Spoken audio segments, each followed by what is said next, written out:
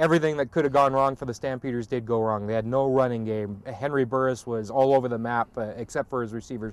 The defense didn't do a bad job. It really wasn't a defensive game that night. It wasn't the defense's fault that night, but offensively, yeah, they went south, and definitely they're looking for better things tonight against the BC Lions. Any chance of a letdown after such a big win in Regina last week? Well, it's always a chance. I mean, but there's two things going for them. First of all, they are playing the Lions, and we all know what happened the last time they played Lions. Also, they get a chance to win the West Division title at home and clinch home field for the West Division final in November. So that's motivation as well. And I got to think that John Hufnagel has preached the message that, listen, we don't want to be just lollygagging our way through these last 3 games of the season. We want to send a message to the rest of the league and to ourselves that we are a very good football team, and we can't just take games off like they did the last time against the Lions. Last week when we talked, you said Joffrey Reynolds had to step up. The running game coming closer to November, always playing more influence. Who are you saying we should key on this week? Well, again, Joffrey Reynolds. You know, he went over the 1,000-yard mark last game. I think a third straight rushing title is probably a little much to ask at this point. But again, you know, it all flows through the run. If they can get that going, you get some balance on offense. And not just Joffrey Reynolds. John Cornish had a great game in Saskatchewan as well. So clearly those guys are key to that ground game. But the offensive line as well, they got a new starter at right tackle tonight.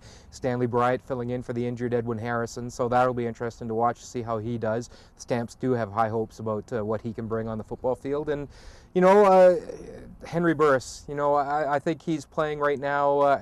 That game in Saskatchewan was Henry at his best. Not big numbers, just smart football, and strengthening, in my mind, his candidacy for most outstanding player in this league. John Hufnagel was a bit coy, but it does appear that Jesse Lumsden will be dressed in red and white tonight. It might be. I'm sure he's a very excited young man today. John Hufnagel can be coy all he wants. Jesse Lumsden will be playing. He took reps on special teams all through practice this week. So, yeah, he's going to get his first chance, and he's a very excited man. There's no question about it. He's been itching for a chance to get back on the football field, and he's a special athlete. He really is. You know, obviously the injury problems have been well chronicled, but he's got a blend of size and speed that you don't see too often in a Canadian player. And you know, the Canadian label always is on him, but he's a football player. He's been very frustrated, obviously, in this league, but I'm looking forward to seeing what he can do out there in special teams. This is a BC Lions team that is really up against the wall. They are definitely hungry. Hungry, and they better be, because their season's on the line. There's no question. They let 2 games get away from them these last 2 weeks, and they've got to be extremely disappointed and frustrated, I got to think. So it'll be interesting to see how that manifests itself on the field against the Lions. Obviously, Casey Printers is gone. Travis Lulay has the responsibility now.